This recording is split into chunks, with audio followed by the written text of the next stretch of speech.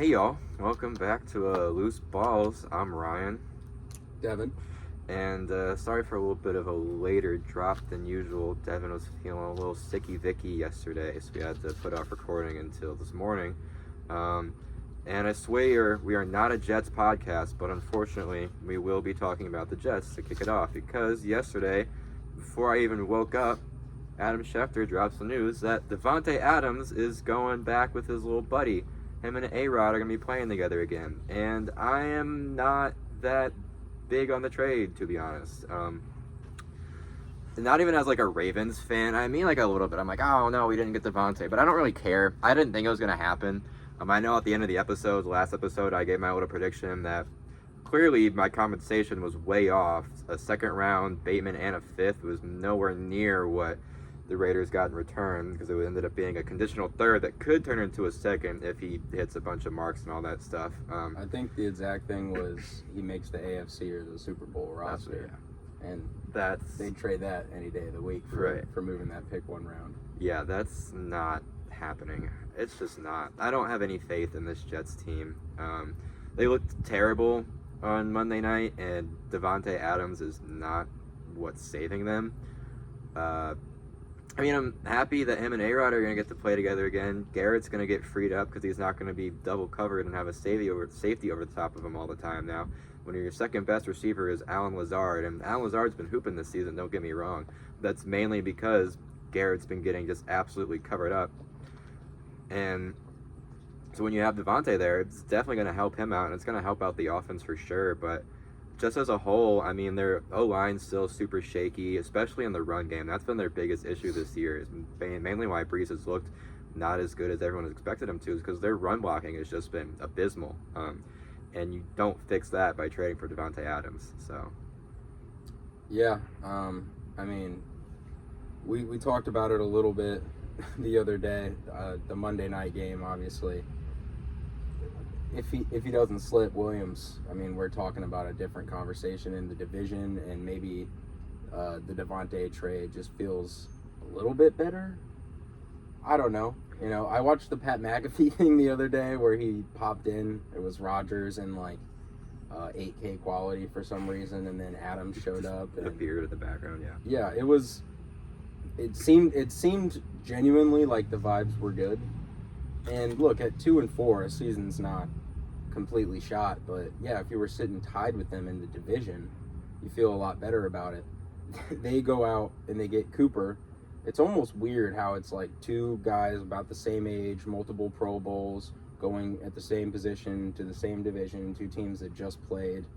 And there is this sneaky little feeling, I'm not even just saying it just to go against the grain. I almost like the Cooper trade better. I was going to say the same thing, Not honestly. necessarily because one-to-one he's a better player, because I don't think he is, clearly. But I think that the Bills are going to be in more of those high-leverage situations, and it's going to be one of those feeling things where it's like you're going to see the Cooper trade pay dividends. Whereas I don't even know if the Jets are going to make the playoffs. I don't know. In that division, I mean, if Tua does somehow miraculously come back healthy and play good, you can't cut out the Dolphins, obviously. And the Bills, so the whole issue with the Bills this year is they've just had a dudes problem. They've just been super hurt, and, you know, they cleared a bunch of cap space in the offseason by not bringing back a bunch of people. So they're kind of trying to figure it out on the fly. But when you have a guy like Josh Allen as your quarterback, I mean, you go wherever he takes you. And he's been showing all this season that he can get it done with pretty much anybody. And obviously he kind of struggled the last couple games, and their offense did not look incredible by any stretch of the imagination on Monday. It was a very winnable game for the Jets, and I think that's going to be a big issue for them going forward, especially with their defense played good, but I think they've been playing a little bit above their pay grade right now. And I think eventually teams are going to finally start figuring out where to attack, what holes to hit, especially with how bad their front seven has looked so far. They are really missing Ed Oliver. I don't remember what the timeline on him is right now. I'm pretty sure he's supposed to be back like a little after midseason. So hopefully they're not like too far gone by the time he gets back. But, you know, they're still a very good team. Like I said, especially when you have Josh Allen back there. Now, when you give him a guy like Amari Cooper, it's essentially the same idea with Garrett Wilson and DAVANTE. Now, when you have a guy like Keon Coleman not having to worry about breaking out and being a rookie star receiver, he can just do his thing, get open against the guys that aren't as focused on him now that Amari's there. And obviously, Amari wasn't looking great as a Brown, but also when you have Mr. Watson as your quarterback and you have one of the bottom 5 worst teams in the league, I wouldn't want to try that hard either. So I think he's going to actually start trying for once this season, and it's going to be a pretty big help to the Bills. We're going to have to touch on that situation at some point too in Cleveland. I don't want to. We can't spend too much time on it right now, but at some point there's going to be like a doomsday discussion because it is bad. Like, even you can't even cut them, really. No. Obviously, the solution is to bench them, but where they're at, like, just politically, I don't think they can. Like, you make that trade, pay him all that money. He doesn't have a choice. No, it's definitely Haslam. Press conferences, it's all coach speak. It's all ownership saying, like, we gotta at least try. Like, which when you have a coach presenting that message to the locker room, like, if they can tell that he's being disingenuous, like, yeah, you're gonna lose the locker room, and you're gonna lose him fast, and you're seeing the result of it on the field. I mean, I feel even bad for a guy like Myles Garrett. Sure, he's got his contract, but I mean, he's also a winner and a freak in his prime, and I'm sure he'd like to be playing in meaningful games. And the situation in Cleveland, ever since that playoff game with Baker, has just deteriorated, basically. Pretty much, and I definitely think if Stefanski loses his job over all this, I wouldn't be too shocked. And I also don't think it would entirely be on that situation. I kind of thought that Stefanski was on the hot seat the last couple years. I think he's been kind of propped up by some honestly really talented Browns rosters. When you have a rushing attack with Nick Chubb and you have Myles Garrett leading your defense, you can kind of fall back on that a little bit and not have to do your job as much as a coach. And you can kind of see it. His offensive scheme isn't exactly the most groundbreaking or anything, especially with the players he had, and that's partially why Baker didn't look as good in later seasons with the Browns. And so if he does leave, I don't think it'll be entirely his fault, but this situation is definitely the nail in the coffin for him. And yeah, you have to bench him, but and he's not going to get any better. He's not going to improve. He'll have a game every once in a while where he miraculously remembers how to play football for a little bit and like gets you close to winning a game maybe, but that's not going to turn your franchise around. That's what you expected when you made this trade, was that you were going to be competing for AFC championships for the foreseeable future, and clearly that's just not what is going to happen. Yeah, with Stefanski specifically, like, when you look at someone like Nagy with the Bears, and it's like, I don't think anyone in Chicago misses him, and I'm happy to have him on the Chiefs. Somebody's probably going to get lucky, and maybe it's just a thing where once all this stress and the pressure of being the head coach and dealing with everything that comes with that day to day is gone, he can go be a coordinator somewhere. And just you see that with a lot of these coaches that don't end up working out, even in situations as tough as this. It's like some guys are just football guys, and they're better at just handling that stuff and not having to answer questions 24/7, placate everybody in the media, right, and deal with all the personalities and stuff. I think that's his biggest issue, is just he's just not the type of guy who could handle all of those personalities in a locker room. There's definitely a certain type of coaching build for it, and he just doesn't have it, and that's fine. Like you said, like, it's basically the Saleh problem. Like, he was a great defensive coordinator for the Niners. He was arguably the best in the league at that point. He's just not a manager of men, and that's okay. Like, there's nothing wrong with that. You can manage your specific group on either the offense or defense side of the ball and make your scheme and thrive at it, and that's probably what Stefanski's going to do afterwards. By no means do I think he's a bad coach. I just think he's not as good as they would hope him to be in a situation that is making it seem a lot worse than it actually is. Yeah. That's all I want to say about the Browns.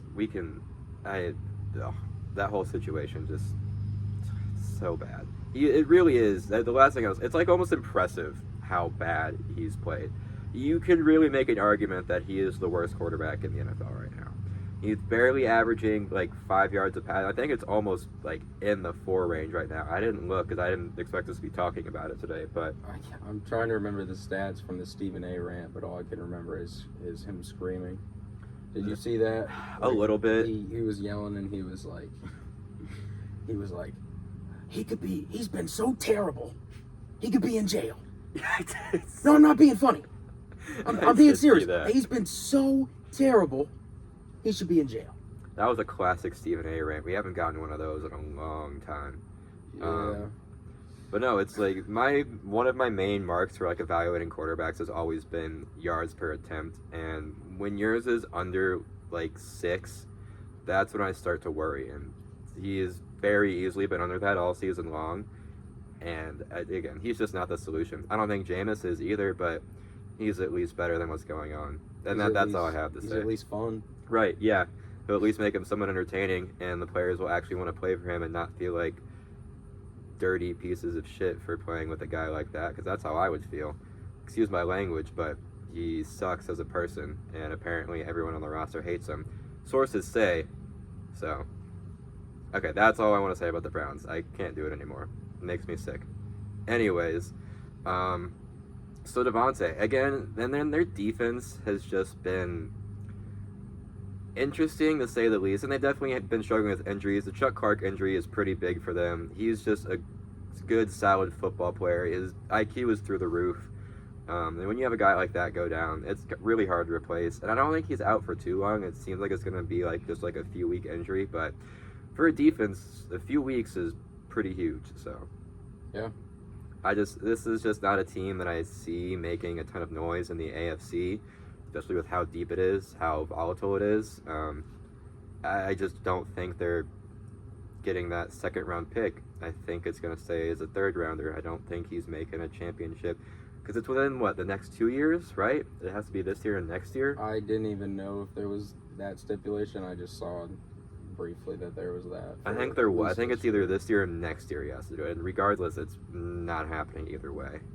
So yeah, I just don't know. Again, I like the Amari trade better. I think it's going to help out the Bills a lot. It's a guy who I think Josh is going to build chemistry with really quickly. He's essentially, I'm trying to make it not seem like I'm directly comparing these two players, more just their play styles. He's a supercharged Gabe Davis, almost. Just very, very good route runners, will attack the football, can really get it done on all levels, whether he's running short, in the middle of the field, outside the numbers. He can really run any route and run it effectively. And like I said, he'll attack the football, which is a guy they kind of need right now, especially with the way Josh plays, where he's throwing you hospital balls every once in a while, and he's throwing you prayers when he's an inch away from the sideline, just chucking it up and hoping someone's down there. That's the type of guy you need at receiver with Josh Allen, and I think it's going to be very effective for him.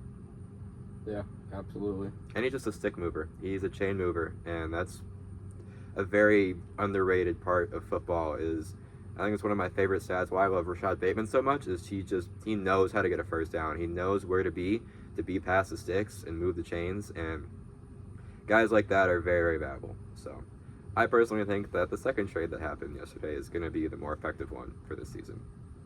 Yeah, and not saying DAVANTE is, I don't think he is, but on the topic of managing personalities, stick mover, veteran, don't got to worry about him, don't got to worry about making sure he's going to be right or ready for the game. He knows what to do at this point.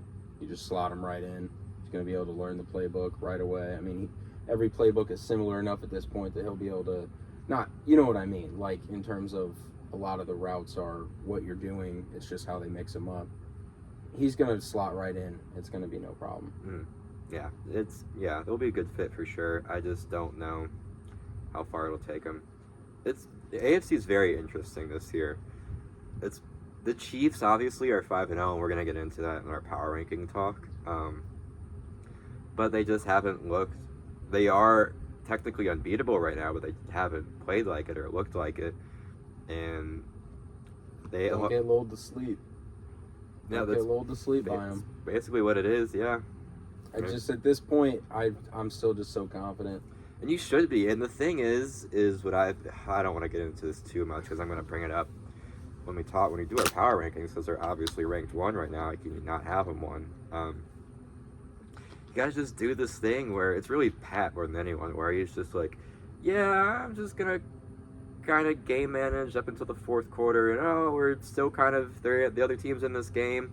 All right, well, start making some crazy throws and make a back-breaking scramble that goes for 40 yards, and I'll set up the game-winning field goal for Harrison, and it'll all be good. I will say, not to cut you off, but things looked like they were speeding up, even without Pacheco with Rice, and then him going down. I mean, that's your best receiver. We all know what Pacheco is at this point. He runs. He's scary to tackle. He's almost just...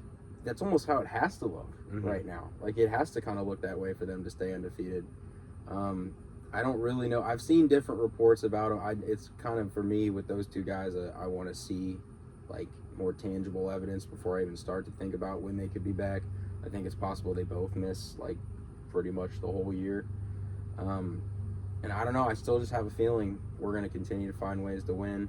I don't know, maybe we go get a receiver or we just keep calling up tight ends from the practice squad. I'm not really sure, but at this point, like I said, for waiting to see those guys get injured, it's the same feeling with betting against Mahomes and Reed. I just kind of got to see it before I start to get worried. Yeah. I got to see him lose like 2 out of 3 or something. Right. And we'll get more into that when we start doing our power ranking talk, because I'm going to have a little bit more to say. They are number 1, but I think they can very easily get knocked off. I almost came in here and put the Ravens as 1 to start off. I was like, no, I can't. And I got to give respect to the 5-0 teams right now, because they are 5-0 for a reason, but we'll get into that. The next thing I kind of want to talk about, so we are currently in the championship series for baseball, and so it's currently Guardians, Yankees, and Mets, Dodgers. 4 teams who... the only one I care about seeing winning is the Guardians. It's disappointing to me to see that, because the stat going around right now is that the Mets, the Yankees, and the Dodgers are all top 3 in payroll. Their rosters are loaded. The Mets may be like the least out of the 3 just in terms of like names, and they just have a lot of big contracts. And a lot of pitching that they paid for went sideways. Yeah, definitely. But it's still... I mean, when you have a guy like Lindor who's, maybe the MVP this year, I think the way they end up doing it is they do end up giving Lindor MVP and Ohtani essentially what's Offensive Player of the Year. I know the name of the award. I'm just blanking on it right now. But it's baseball's Offensive Player of the Year. He'll end up getting that, I feel like. Because even with a legendary season like that, like Lindor has without a doubt been the most valuable guy in the league. And you've seen that a lot in this playoffs. Just so many clutch homers and clutch hits where it's like, oh my God, they're down to their last out, last strike, last half inning, and he keeps coming through.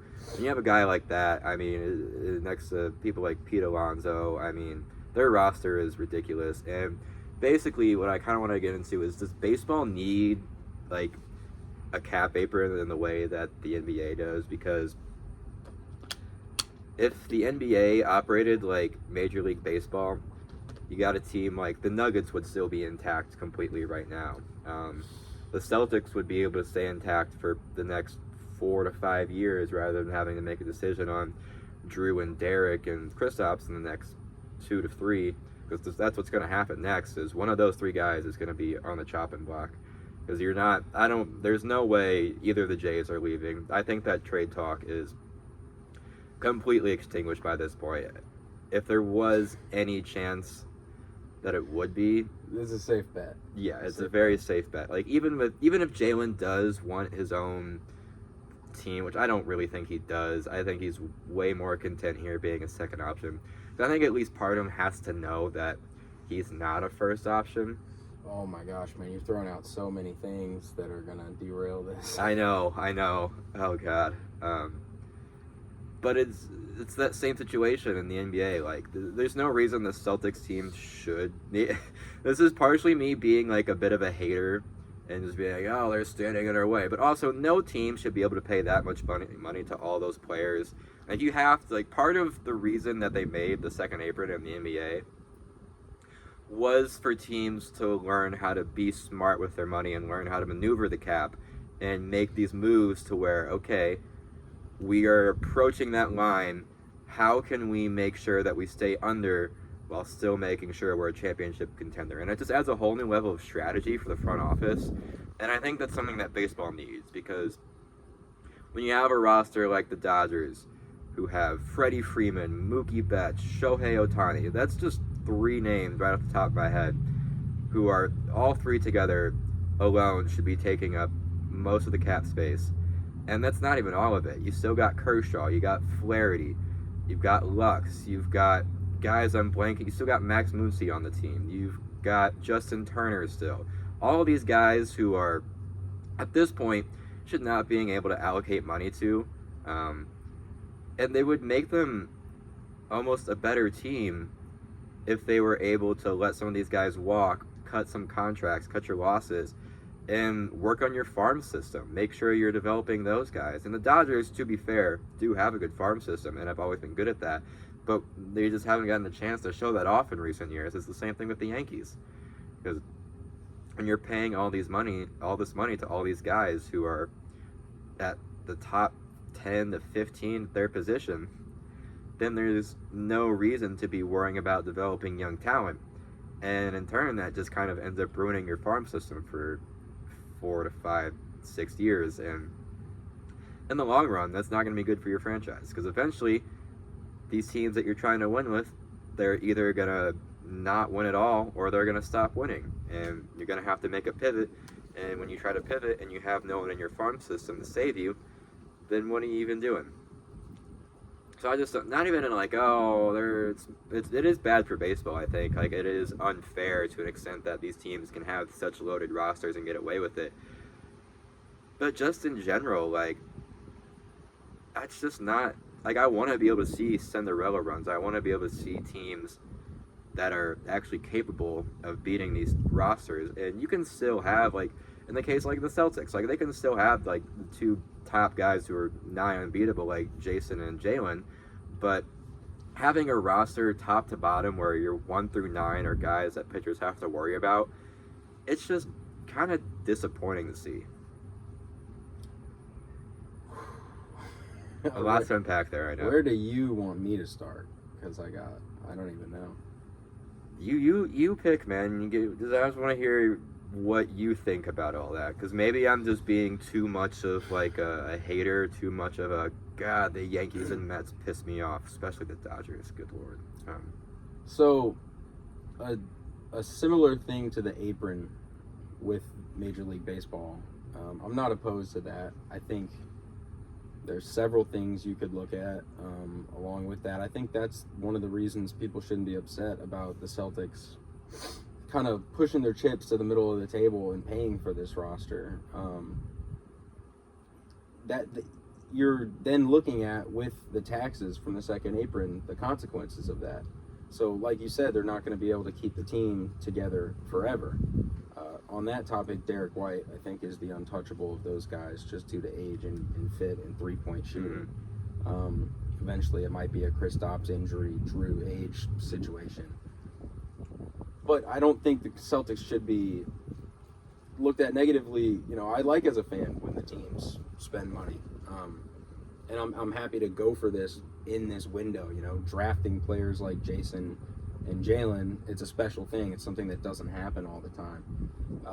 With the Nuggets thing you mentioned, I don't know that they would still have the team together, even if it wasn't a thing like that, just because I think they've kind of made some concessions on letting guys go, a KCP, different things here and there, where I don't know if they're necessarily as committed to winning as the Celtics are. I do agree, though, that, yeah, it would be bad if the Celtics and the Lakers and the Knicks and just the Warriors, teams with all the money, were able to consistently blow those rosters out. But I don't think that is necessarily the problem in the NBA. I think it's almost going to come back in a roundabout way, and we're going to start seeing teams push back on the second apron anyway, just because of those taxes, and it's going to be a thing where teams feel like they can't compete to win if the contracts keep getting higher and higher and the line doesn't necessarily move the same way. On the topic of baseball, I think something like a salary cap minimum could be interesting, because you see some of these teams that don't necessarily go for it all the time, and then maybe that would be while implementing some sort of second apron, some sort of tax incentive to not just spend 700 and whatever million dollars on Shohei Ohtani and you know, $1 billion on the roster and free agent signings in total. I do agree that there's definitely a problem with how much those teams are able to just spend and spend and spend, and it feels like even more so than the other leagues on like an organizational level. Like with the Dodgers, their farm system has been so elite because there's really just nothing that they can't spend money on. That fan base is going to consistently get you money. They're going to consistently get you TV ratings and the best deals and favor and stuff from Manfred and the MLB. And maybe it's a thing where fans have to push back in some sort of way so that they find that line between business and sports, because we know it obviously is a business. But at some point, if the spirit of your game is ruined consistently over time, you're probably going to lose certain people. And even if you don't lose as many people as would be monetarily enough to push these teams in the right direction, maybe you just start to piss off your fans and they start to lose some of that passion for the game, and you start to see negative effects from that. So I don't know. I don't know if that's anywhere close, due to the fact that I think with those three markets in the Final Four, the MLB's probably doing backflips, basically. Oh, they definitely are. It's something they're excited about, for sure. But from a fan perspective, if this becomes the new norm over the next, you know, decade, which is seeming less and less unreasonable, that's going to be a hard spot for the casual baseball fan to be incentivized to watch games. That's my issue. It's just that, you know, when it's the same, it's the whole thing why I love parity and why I love how we've had 5 different NBA champions over the last 5 years. Parity is what makes the league exciting. It's what gets the casual fan to really lock in, because it's kind of the same concept of March Madness, where anything can happen, you know, anyone can make a run. And I think you're kind of losing some of that. And I'm not saying it's going to be, I mean, for the next 2 years, it probably will be the Yankees and the Dodgers at the very least in the championship series. And if that's going to be the new norm, which it's looking like it will be if this isn't just an outlier, it's just going to make it feel like, what are we, like, in the same way that during Cavs Warriors, ratings started going down. So it's like, oh, well, we know who's playing this year, and we know who's probably going to win, because the Warriors have freaking KD along with Steph and Clay and Dre and Andre Iguodala. So who's beating that team?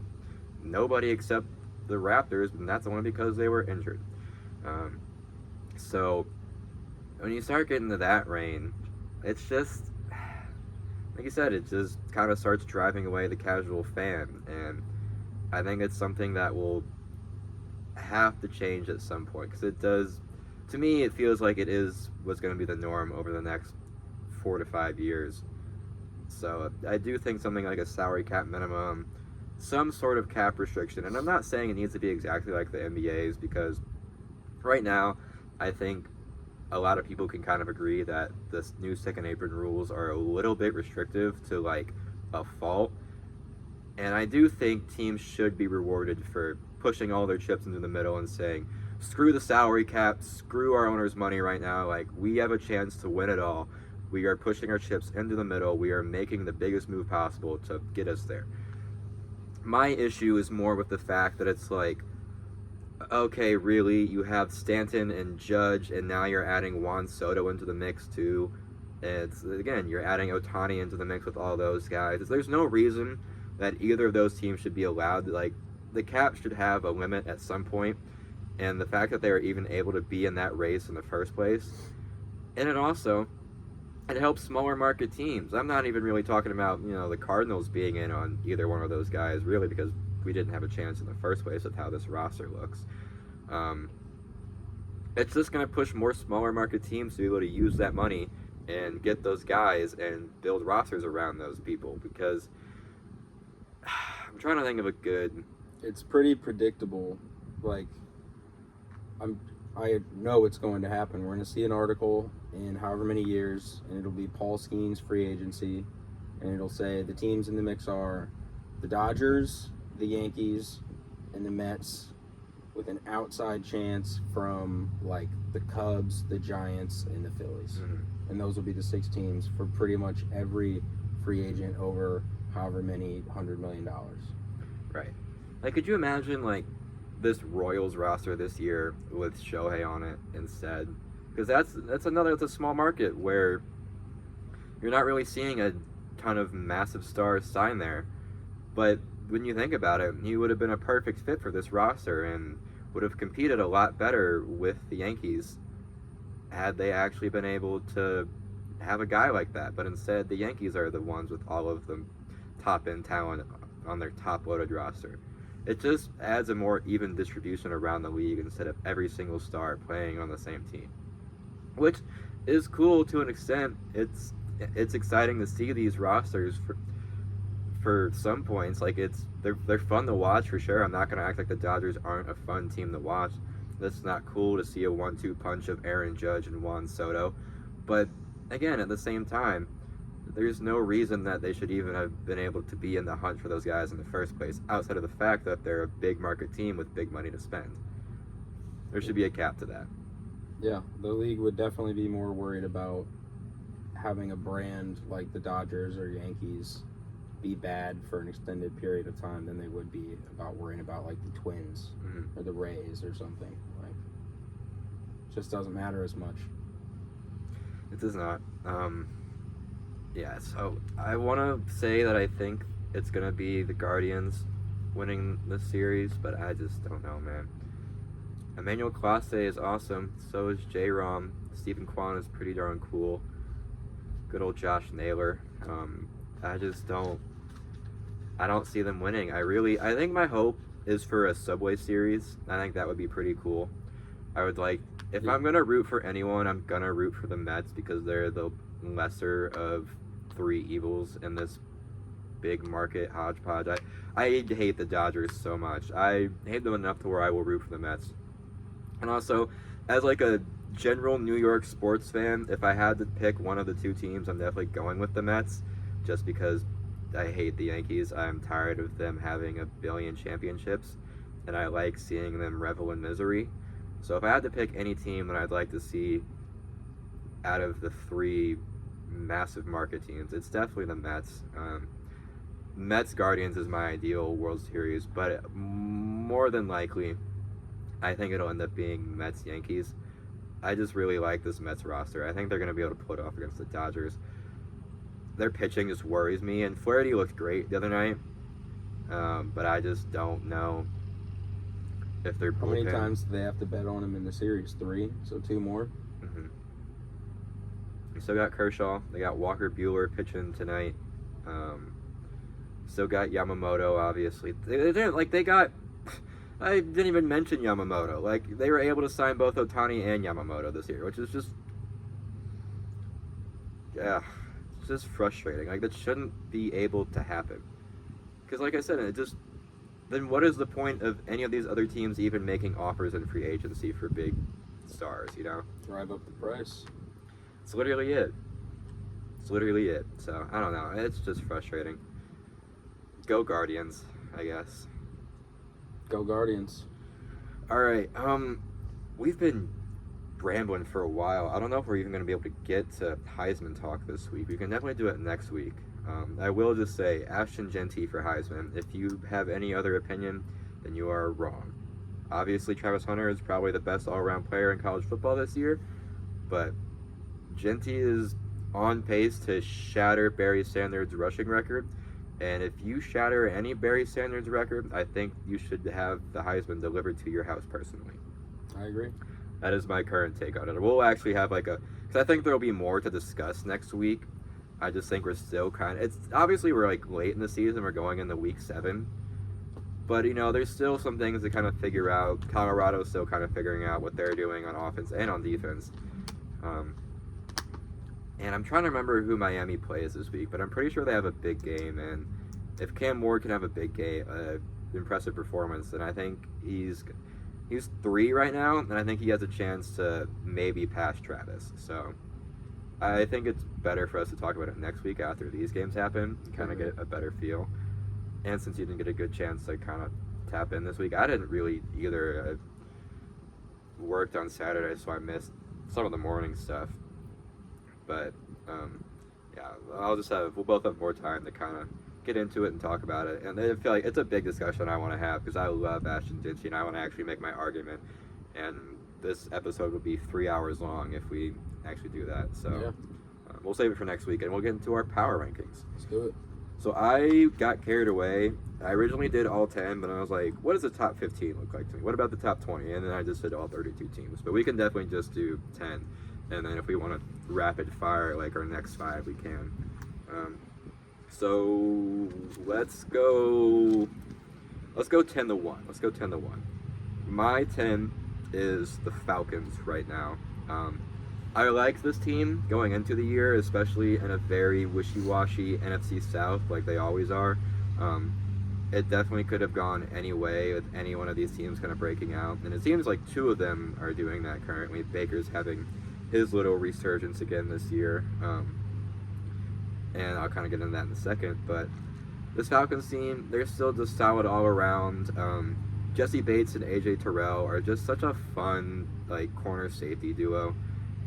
When you have 2 guys like that on your back end, it makes it really hard for offenses to find open windows. And they're just both such smart football players. They just know where to be, the right place, right time guys. They still got Grady Jarrett down low, causing havoc. It's just a very solid defense that I really like watching. I'm always going to be a little bit more... I love defense. I love watching a good defense play, and so I'm giving the nod right now over a couple teams I have behind them. Drake London and Kirk Cousins are finally starting to figure it out, finally developing that chemistry. I knew it was going to happen. I was just waiting on it. I don't even know. This new offense under Raheem Morris, I just think they're trying to figure some things out, especially when you're trying to get rid of the stench of Arthur Smith. I think they're going to have some growing pains early on in the season, but the longer they play, the better they look. Bijan hasn't been this generational guy that he's been hyped up to be, but he's still a very solid back who can juke you out of your socks, stiff arm you into the ground, and catch a ball in the backfield and take it for 25 yards. And he was a rookie as well. Still a rookie as well. He's second year? It was a second year, yeah. Oh, well. I know, it feels... His rookie year was just not memorable at all because he was Algier was running with him a lot, wasn't he? And, oh my gosh, I'm blanking on the other guy who it was. It was him, Algier, and... I don't remember, but they had a 3-back backfield for no reason. Yeah, and they I also literally forgot because of that, literally. So yeah, it was just an underwhelming rookie year for him last year. This is basically his rookie year, honestly, playing under an actual, real, competent NFL offense. And he'll figure it out. He'll get there for sure. He has the talent, and he hasn't been bad by any means. He's been a very solid running back. He just hasn't, because, he was being pretty hyped up last year, as he should have been, and he just hasn't necessarily lived up to expectations yet, and I think he still can. Darnell Mooney, been having probably the best year of his career. He's a solid number 2 option. Kyle Pitts is maybe real. I don't know yet. I'm still on the hype train. I'm still a Kyle Pitts believer. I think him and Kirk will eventually kind of start getting their chemistry figured out. He's a good route runner. He's a big body. He's getting open. He just needs to find that connection with Kirk, I think. And they'll start. Once that connection starts clicking, then the Falcons' offense is going to start looking really, really, really good. Is your 10? Let's see here.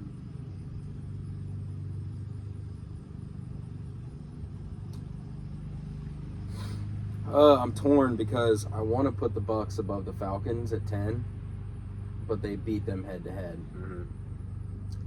I gotta go with the Falcons too at my 10. I really feel like the Bucs had that game, like they had it in their fingers, and they just literally couldn't move the ball at all those last 2 or 3 possessions. The Falcons, I like them. I just don't trust their defense or their offensive line. Those are my two big issues. The weapons are awesome. I think London especially, like, he's going to be really good this year. I think he's going to be like that consistent top 5-10 receiver, not just in fantasy, but like how we look at who the elite guys in the receiver room are. I don't know. That's really how I feel about them. I think they're like 10, like a good team, but they're not really scaring me. Yeah, for sure. And that's what's funny is, so you said that you put the Falcons over the Bucks. I actually have the Bucks over the Falcons at 9 right now. Even despite the fact that the Falcons won the head-to-head matchup, I still think the Bucks are a better team overall. I trust their defense a lot more. I trust Todd Bowles a lot more right now as a coach. Yeah, see, you just had more balls than me. That's how I feel. I should have just. I'm gonna amend it. I'm gonna put the Bucks at 10. I think the top 10 is pretty, like, it's a pretty consensus, like, who the top 10 teams are. It's really just whatever order you want to put them in. Well, top 5 low key, I feel like is set in stone. Like everywhere, like I didn't look at anybody's like power rankings before this. I just off the top of my head, I was like, all right, who are my top 5, the top 10 teams in the league? And I just kind of went around and looked, and everyone was like thinking the exact same as me in terms of top 5. I was like, okay, yeah, it feels like it is pretty solidified at the moment, but we'll get there. We'll get there. The Bucks. Baker's been having another. You can't even really call it a resurgence at this point because he was playing like this last year and looked good. So he's just Baker at this point, and it makes me happy to see. I feel like I said it last week. I loved Baker at OU. I hated that I had to mandatory hate him when he was a Brown, and it's just good to see him in a situation that's actually like playing to his abilities, and he has a receiver core that actually wants to be there and try for him rather than Odell Beckham and Jarvis Landry, who were a little overhyped at the time. In hindsight, in retrospect, obviously you can make that claim, but seriously, pretending like that was the receiving core that he was going to get it done with was kind of insane, just a little bit. But yeah, when you got Mike Evans and Chris Godwin out there, and their running game hasn't been perfect, but they have the weapons in the run game. They have the ability to have big games and stretch defenses vertically. They just need to kind of figure it out. Rashad White, I think, maybe is kind of a bit of a one-year wonder. I think Bucky Irving is going to end up taking the RB1 role by the end of the year, especially if Rashad keeps kind of being a little, not going to say wishy-washy, just his injury is definitely going to be lingering, it seems like. So if he continues to kind of stay on the injured list, then I think Bucky will end up taking full-time snaps by the end of the season. And I like Bucky a lot better. He's just a little bit more evasive. He can break a tackle a little bit better. He's just right, as of right now, he's just a little bit better at Rashad, the few key things. He's just got better vision. He hits the holes well. And he's just fast. He's just damn fast. He's definitely faster than Rashad. And I think having a speedy back like that is a key to unlocking this offense. So, and their defense is just phenomenal, as always. Antoine Winfield is, take your pick of him or Kyle Hamilton for best safe. Jesse Bates up there too, for sure. Those three, top 3 safeties in the league easily. Take your pick. He's just never gonna not be incredible.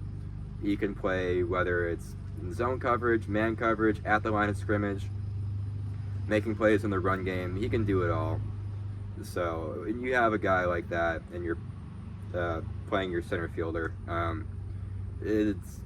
it's just one of the best defenses in the league year in and year out, largely because of him. You got Vita Vea too, stuffing up the middle. I love a big old fat D tackle who can just. True nose tackles are kind of a lost art in football these days. He really is like the second coming of BJ Raji. He got dynamite in his hands, man. He will just blow up a center and get into the backfield, and he's just dominant. I feel like he doesn't get talked about enough, but he is just so dominant. There's really no holes in his game. I wish that the rest of his front seven were a little bit better. I wish I had a little bit more trust in them. Joe Tryon-Shinka, I think that's how you say his name, is good, he has the potential to be a good pass rusher. He's just not there yet. He's just got to work on his ability to get around. And to be fair, he's been having some tough matchups with tackles, but I trust the coaching there too. Absolutely. There's another. Oh, Kalijah Kancey. That's his other left end. Both guys who have the potential to be good, I just think need a little bit more time. And once they start figuring it out, I think that front seven is really going to come together. I just worry if they will be able to. All right, are we even on to 9 yet? Yeah, that was me talking about now. Bucks No. are my 9. Oh yeah, okay. My 9 is the Bears. Interesting. Okay. I'm kind of starting to become a little bit of a believer in just I don't know, I like when a young quarterback starts picking up steam. It's just fun to root for. And I feel like there's just like, if they can roll a few more wins together, there's a lot of just electricity in that locker room. They have really good weapons. If Moore decides to lock in and be happy with the situation, I still think the chemistry can develop even better there. And Kmet last week looked awesome. He was blocking and in the pass game. I just think Keenan Allen, another consummate professional. I'm excited about their situation, and I'm honestly just all in on Caleb Williams. I think he's going to be really good. I'm not going to wait for him to be like a top 5 quarterback necessarily, but I think he could be, and I think he's going to sit comfortably in that 7 to 10 range, kind of like we're looking at a Jordan Love now in a good light by the end of the year. I can see that. I think he's still a little raw. I think he's definitely got to work on getting through his progressions, not trying to play so much like it's college football still. Oh, for sure. His deep ball needs some work a little bit. He's been missing that a little more often than you would like. Though. It looks pretty. He's just been missing it a little more often than you'd like to see. But he's been getting better week by week. Like, you can see every single game he comes out every Sunday. There is something different that he's doing better than he was last week. Whether it's last week, it was a lot of stuff that I saw like across the middle of the field, and he looked really good. Especially because that's where Keenan really likes to attack. That's going to be huge if he can be healthy and be the route runner that we know he is. That's going to be big for them. Because the receiving core, him, DJ, and Rome, who any of those guys can get you an easy 102 touchdowns. And I'm so high on Rome. I really am. I thought that he was not... I had him second. I had him above Neighbors. He can just get open. He just knows how to find the holes, find the windows. His separation is so sharp. His release is just... He's going to be a very, very good receiver for years to come. And that tandem for years to come is going to be very fun to watch. I did not have him. I have him at 11. I really wanted to put them top 10. So you have the entire NFC North in your top 10 then, huh? Yes, I do. You know what? I respect it. I respect that. They've been looking... they are right now. They're all, 4-2, right? No, 4-2, 4-2, 5-1. No, 4-1 because the Lions had the bye, and then 5-0. Yeah. So, they're the premier division right now. They're the only division with a complete winning record. Yeah, it's probably annoying on some level as a fan because you got to play all these good teams, but also on some level, even as a fan in the division, and especially for us, it's just awesome. Like, I love seeing a division like that can just beat up on each other. Awesome division race to end the year. That's one that I'm definitely keeping my eye on, and I think is extremely exciting. Absolutely. At 8, I got the Commanders. They were a hard one to place.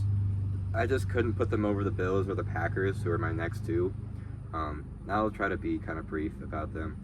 We're already getting pretty high up on time here. Anyways. So here, you said you got Commanders and then Bills, Packers. This would be maybe a good way to move it along a little bit. I got Packers 8, Commanders 7, Bills 6. Okay. So I had the Commanders lowest because I think Jaden Daniels is been really good. I think he's still got some growing pains to figure out, but he has been looking a lot more under control than he did in college, and I think that's my biggest thing that I had, my biggest expectation that I had for him was how is he gonna play essentially like how Caleb's been playing, where they're trying to extend plays like he's in college. And he's been doing a very good job of taking his first read, just taking what the defense is giving him. And he's also been able to make some incredible tight window throws.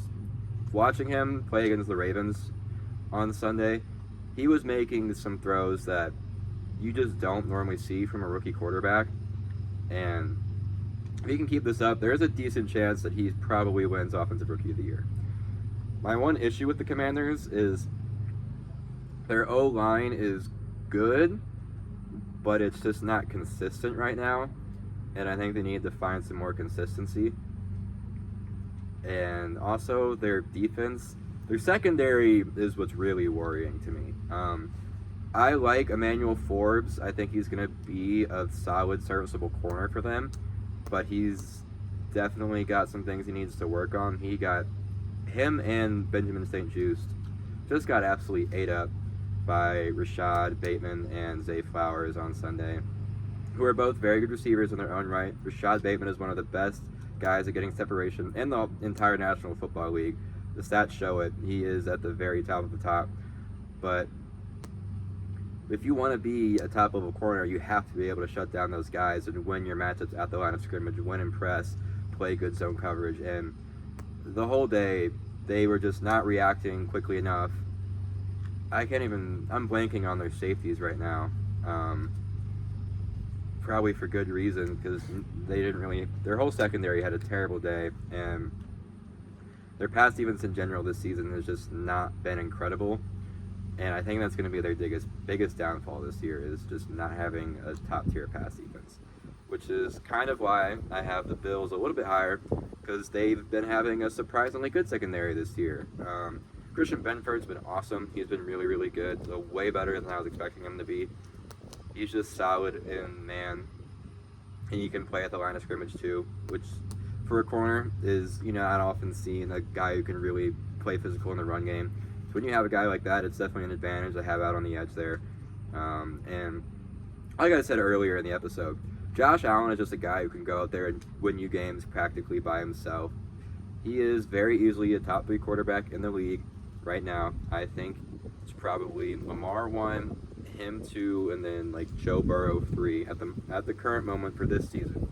For this current season, this is why I wanted to have the QB rankings discussion, because I knew you were going to be mad that I didn't have Pat up there. Pat's not up there right now. He's top 5 to 7 right now this season, maybe, but he has not been playing like the number 1 quarterback in the league. You know who has been? Lamar frickin' Jackson. Yeah, he could win MVP again. And he'll win a Super Bowl too, but that's a whole other discussion. You just were talking about the regular season, but go on. I know. Anyways, so Josh can win you a game pretty much all by himself, and now that they have Amari there, it's going to really, really help out that offense. James Cook hopefully shouldn't be out for too long. He's one of my favorite backs in the league. And I just like this Bills team, even despite the fact that, like I mentioned, they have a bit of a dudes problem right now. They don't have a ton of guys. They're like, oh, I know that name. There's Tre'Davious White out there making a play. Von Miller has been pretty much non-existent this year. Yeah. Which is not great since they're paying him like $40 million a year. I feel like there was almost a weird expectation that this would be the year where they expected less from him, but they paid to get the production during what they thought their window was. Mm-hmm. Yeah. Which is why I'm never really too much in favor of those kind of moves. But, yeah, I mean, fair or not, I have the Bills at 6 ahead of those teams. I maybe even borderline have as much or more faith in the Packers, but fair or not, I'm thinking about their division, and I just have no confidence in any of the teams in their division. With Miami, I'm obviously a Dolphins fan as well. We won't go into Tua because we're trying to move along here, but I don't even know what it's going to look like if he does come back. So I think besides digging ourselves a hole, I don't have confidence in anyone else in the division. I really don't either. And that's kind of why I have the Packers so high, is because that division can kind of go any way. I think that the Vikings will eventually not come back down to earth, but they're not going to finish the season undefeated. They're not going to finish the season 16-1 or 15-2. I don't think. I think it's going to end up being a dogfight down the stretch for the NFC North, and the Packers' offense is really top to bottom. It's ridiculous that they have 4 different receivers who I would trust to be a number 1 guy at any point, any given Sunday. 3, maybe. Christian Watson hasn't really been the guy that we've been hoping him to be whatsoever, honestly. It's really been disappointing to see, but it kind of doesn't really matter when you have Romeo Doubs who can go off, Dontavion Wicks, who I love to go off, Jaden Reed, who is just absolutely that guy. When you have any of those 3 guys, it doesn't really matter if Christian Watson isn't living up to the first-round pick expectations that you had for him. Even got Tucker Kraft, who's coming out of nowhere and playing really good football this year.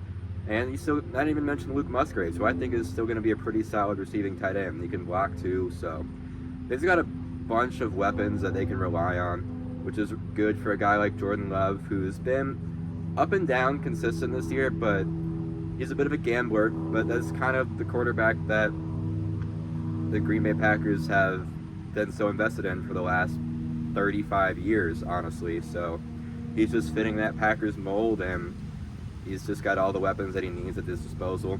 Haven't even mentioned Josh Jacobs out of the backfield yet, who's been having another solid season. And I like LaFleur.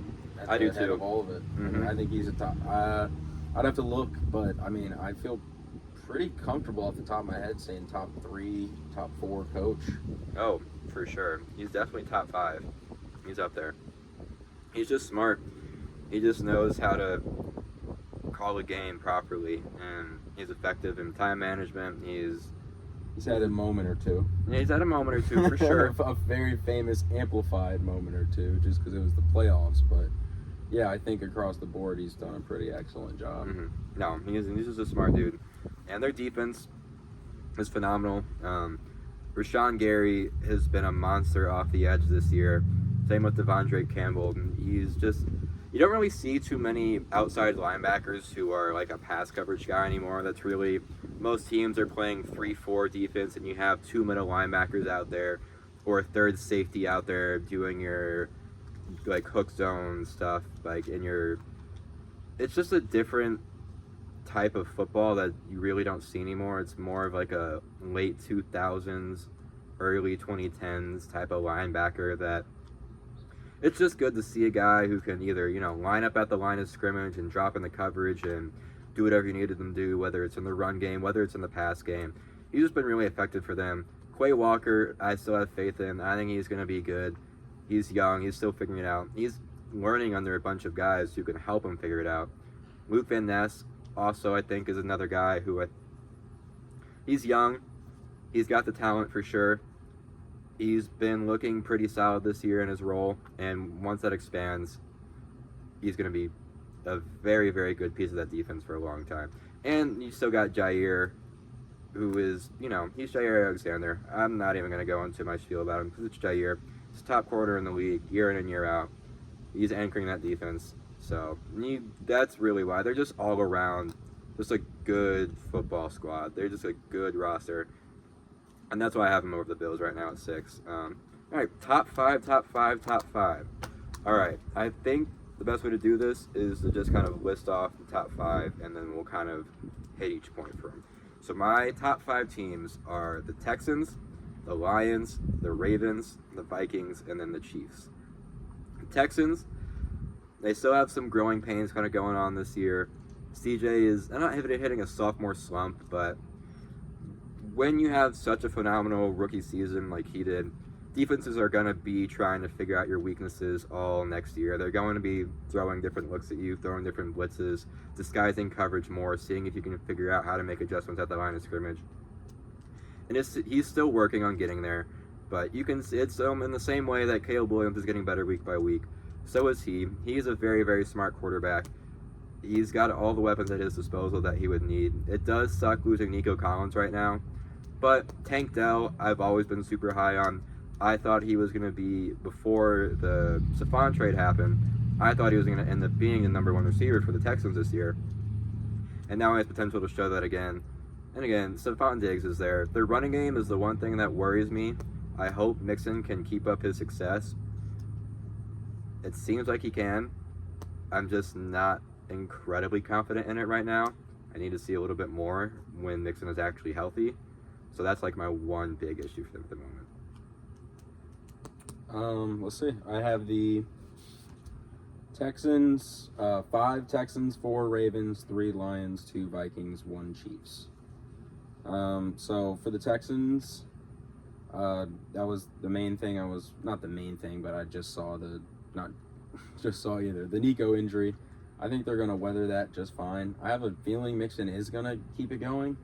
I've seen some disrespect of him lately in some different media things going around, and I just think he's gonna have a good season. I think he's almost has that in his head that he's proving people wrong right now. With CJ, I think the sophomore slump it's like we talked about with Pat, like not every week is going to be an insane week. He's obviously still an elite quarterback, and I don't think anyone's really necessarily, like you said, worried about him long term or anything like that. That was clearly never a question, but I still think we're going to see elite production from him again this season. And that's another division that, while there's a couple good teams in there, I'm still not that confident in the division as a whole. I think the Texans are really, really good, but I think they're not going to quite break into the top tier this season.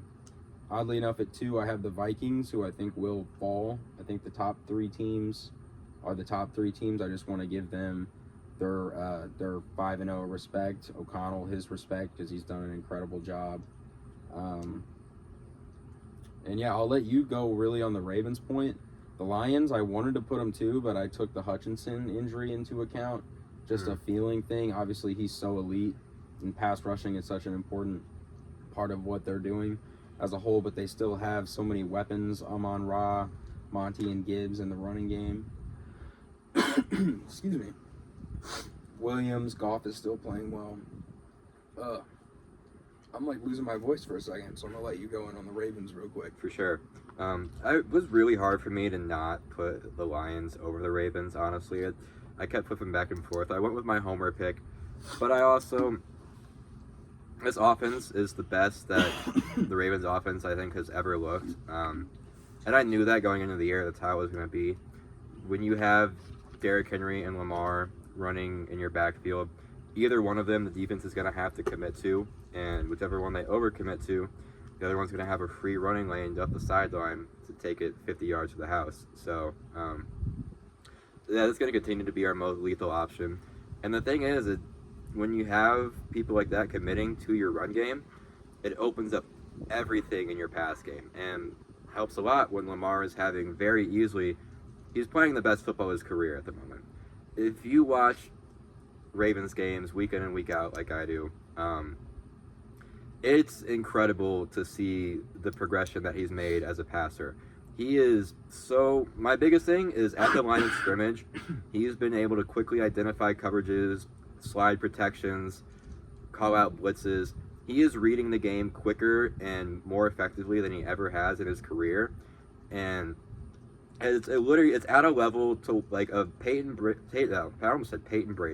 Manning and Tom Brady level of just knowing reading the defense and exploiting whatever he sees from them. And it's truly incredible to watch, and it's why I think he's currently the best quarterback in the NFL this year, because he's also currently on pace to throw for 4,300 yards and 1,200 rush yards. That is insane, and the first time that would ever happen in NFL history. And if that does happen, then he doesn't win MVP, then it's a farce. Then the whole award, you can just throw it in the trash.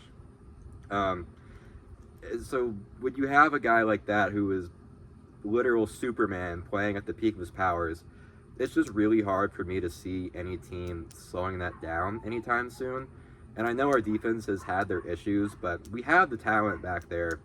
Our main issue right now is our secondary. Specifically, Marcus Williams has been playing absolutely terrible. He has been on liability. I'm pretty sure he's ranked 80th out of 80 for PFF, which I don't take a ton of stock into for the most part, but they are normally on to something with those rankings and grades. So being very dead last is definitely not a good thing.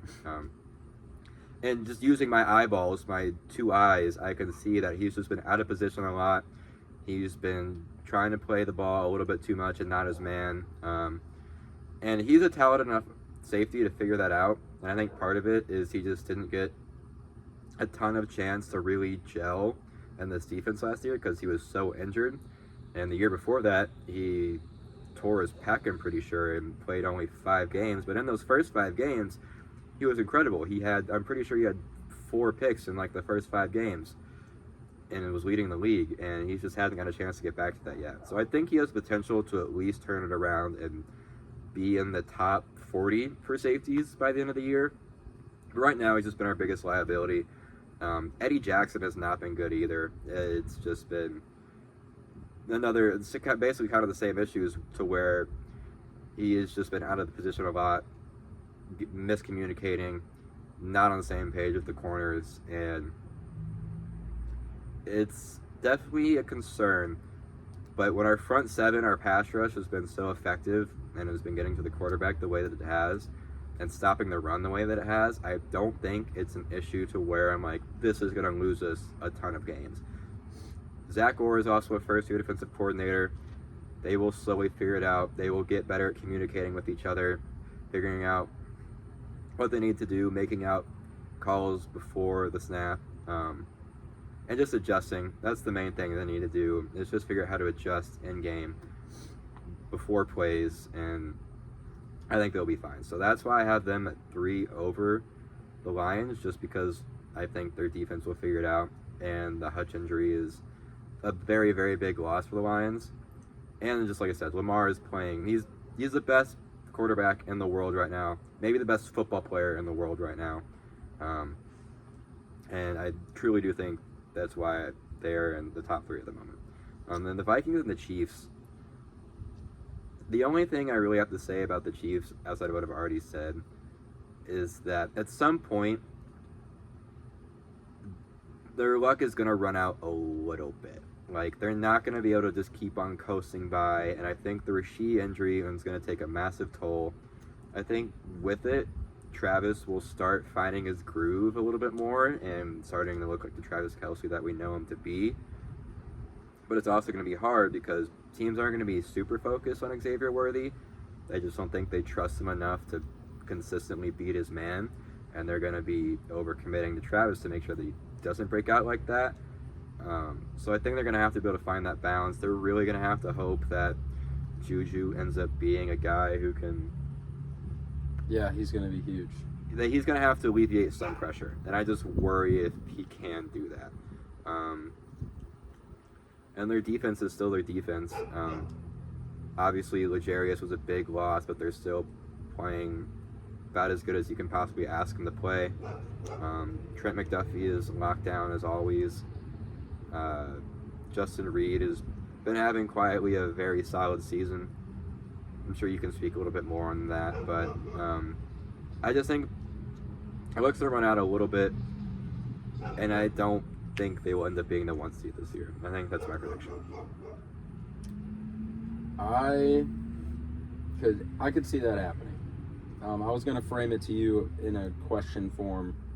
The Lions, I was being fair to them because they look so dominant, but with the Hutchinson injury, I would move them below the Ravens. If we're throwing out conventional rules for power rankings and being respectful to the Vikings, I'd have the Ravens 2. I think I would still, because of who the Chiefs are, keep the Chiefs 1, even if we're throwing the rules out of the window, but that puts the Chiefs at 1 and 2. You guys you're 4 and 2 right now? Mm-hmm. Yeah, I think, one, I don't know how you started the season. You did. How you did. It still confuses me. Me too. We were literally a toe away from being 5-1 and you guys being 4-1. So, it's just the way the cookie crumbles sometimes. That's just, so yeah, I think you guys probably will. If I had to make a prediction, if I had to pick between the two, I would guess that you probably will outpace us this regular season. I also will say, I think the Texans could too, honestly. And my prediction is that the Texans are going to end up with the 1 seed, I think it very easily, without a doubt, it's going to be Chiefs, Ravens, Texans competing for the top 3 seeds. I would probably give it to you guys. But I would say, yeah, I still do think that the AFC Championship game, it's going to be the Chiefs and the Ravens. Or if it just works out that it's the divisional, I still think the metaphorical AFC Championship game will be played between the Chiefs and the Ravens.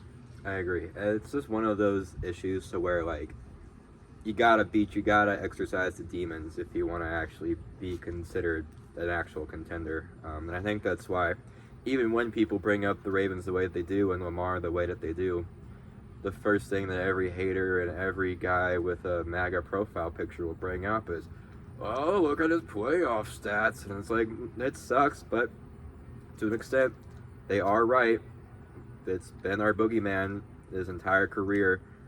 And they got so close last year, they just folded. They just mentally folded. And that's really what it is at the end of the day, is if you want to beat a team like that, you have to think that you're better than them the entire time. There cannot be a second that you waver and accept defeat and be like, well, maybe they're just too good for us, because that mindset's going to lose you football games. And I absolutely do think they can. I think this is our best chance that we've ever had to do that, even if our defense isn't playing at the top of the league like it normally does. So it's going to be a very interesting end stretch, because we have one of the hardest schedules in football this year, and as long as we can close it out strong, and personally, I don't like us with the 1 seed. I would rather us have the 2 seed at this point. I think we just play with way too much expectations, which is a stupid thing to everybody should want the 1 seed and want a bye week and only have to play 2 games to get to the Super Bowl instead of 3. But just with how we played when we've had the 1 seed, we feel like we just get a little bit too much in our heads, and I would not be upset if we finish the season with the 2 or the 3 seed. I feel like you're overthinking it. I think I definitely am, for sure. But I can understand it as a fan. Mm. The Celtics, just in the playoffs several times, have been so much worse on the road or at home than on the road, that I've thought the same thing in big games. I've thought, I wish this was just on the road right now. Right. Which makes no sense, but from a fan perspective, it's just a feeling thing. Yeah. I haven't really touched on the Vikings. I like the Vikings. I don't think they're another team that I don't think is going to, sustain this momentum. Like I said, I think they're going to be in a dogfight down the stretch. Sam Darnold's legit, though. He for sure is a serviceable quarterback. He is getting better, especially, and he's getting a little propped up by his weapons. But there are quarterbacks in the league who have all the talent in the world around them and can't get anything done. So I really do think that he is who he looks like right now. He is maybe not top 10 or anything like that, but a serviceable top 15 quarterback who can win you football games. Yeah, totally. It might not be pretty every time, but he's there. O'Connell has been doing great stuff. You got the best wide receiver in the world, in Justin Jefferson.